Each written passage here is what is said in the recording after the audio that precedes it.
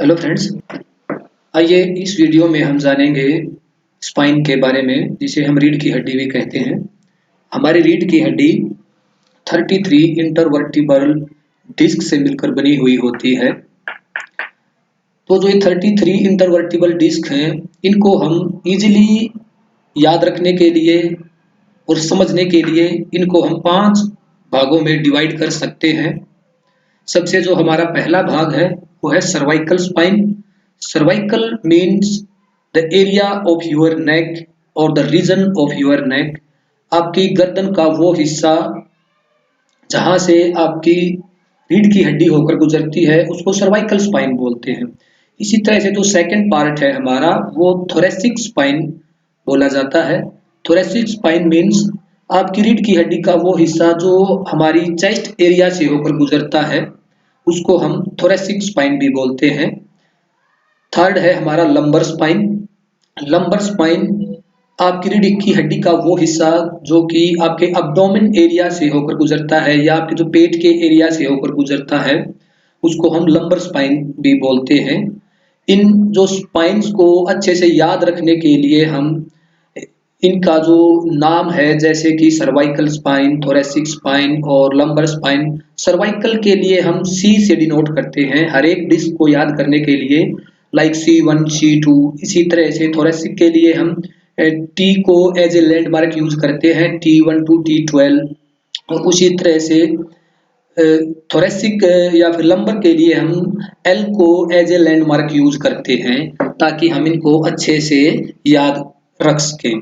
तो आइए सबसे पहले बात करते हैं हम सर्वाइकल स्पाइन के बारे में। जो हमारी सर्वाइकल स्पाइन है, जैसा कि हमने बात की कि वो हमारी जो गर्दन का एरिया है उसके अंदर से जो स्पाइन होकर गुजरती है उसको हम सर्वाइकल स्पाइन बोलते हैं। हमारी सर्वाइकल स्पाइन 7 इंटरवर्टिब्रल डिस्क से मिलकर बनी हुई है। तो जो हमारी स्पाइन का हिस्सा सिर से जुड़ा हुआ है, जो आपके स्कल से जुड़ा हुआ है, उसके जस्ट नीचे जो सबसे पहली जो आपकी डिस्क है वो उसको हम C1 भी बोलते हैं और इसको एटलस भी बोलते हैं। इसी तरह से जो दूसरी जो डिस्क है इसको C2 या फिर एक्सिस भी बोलते हैं। इस तरह से C1 से लेकर C3, C4, C5, C6 और C7, ये जो हमने डिस्क सेलेक्ट की हैं ये क्रिएट करती हैं आपकी सर्वाइकल स्पाइन। इसके बाद नंबर आता है हमारा थोरेसिक स्पाइन का। जैसा कि हमने बात की थी कि आपकी स्पाइन का वो हिस्सा जो आपकी चेस्ट रीजन से होकर गुजरता है उसको थोरेसिक स्पाइन बोलते हैं। तो जो थोरेसिक स्पाइन है वो 12 इंटरवर्टिब्रल डिस्क से मिलकर बना हुआ है। और इसको जैसे हमने बात की थी कि इसको T1 एज ए लैंडमार्क हम यूज करते हैं। तो जो सबसे पहली जो आपकी स्पाइन है वो उसको T1 से हम डिनोट करेंगे। जो सबसे पहली डिस्क है उसको T1 से डिनोट करेंगे।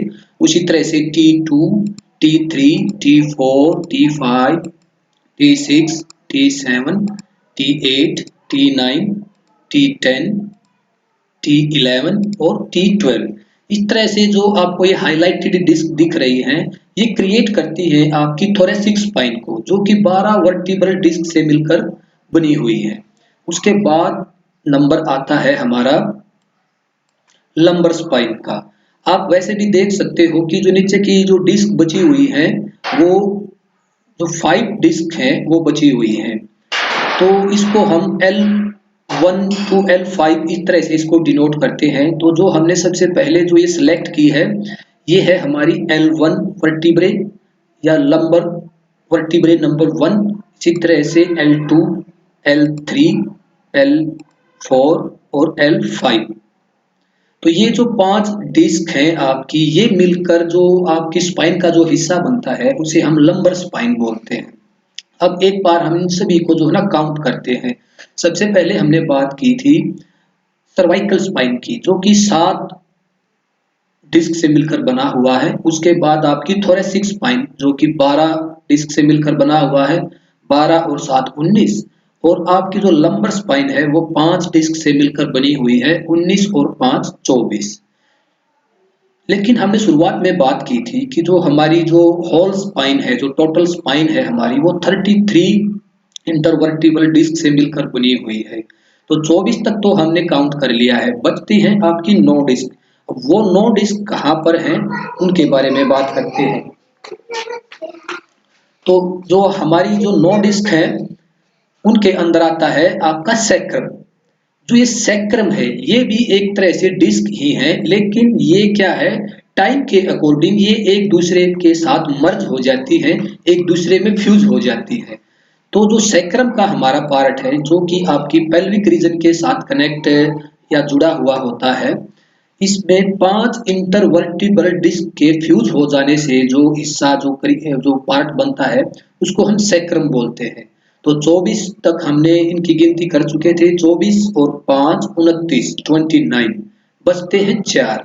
अब इसी तरह से जो इसका टर्मिनल पॉइंट है, जो आपकी रीढ़ की हड्डी का टर्मिनल पॉइंट है, जहां पर आकर रीढ़ की हड्डी जो है खत्म हो जाती है, उसको बोलते हैं कोकैक्स।